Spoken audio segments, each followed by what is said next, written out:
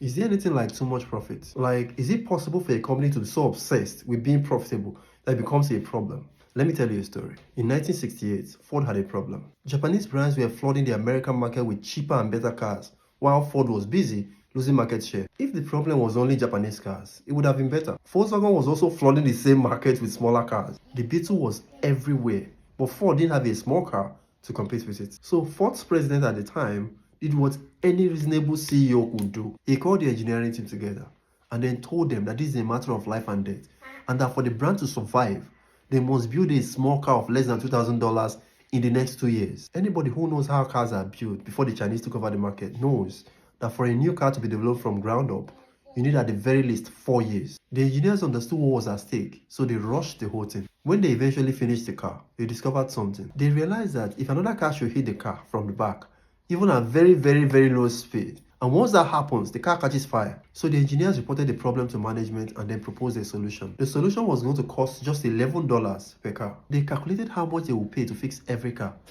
But then they also calculated how much they'll have to pay out if people use a car like that and die because of that problem. When they realized that it would cost them more to fix every single car, they decided to sell the cars like that and then pay off the family of those people who would die as a result of the problem. So people started buying the cars, and the cars started killing people. But then in 1977, a journalist managed to lay his hands on the documents in which they discussed all these things. By the time he published it, it became a national scandal. Yes, I agree that this may be an extreme case. This may not happen at this scale in today's business landscape. But if every year you're busy hiring contract staff up and down, looking for people who will pay peanuts, but every other year your company is declaring hundreds of millions of naira, sometimes billion in profit, I want you to know that you're not any different from the people who made this decision at Ford. Every Eke Market Day, you talk about the culture at your workplace. Talk about we're like family here.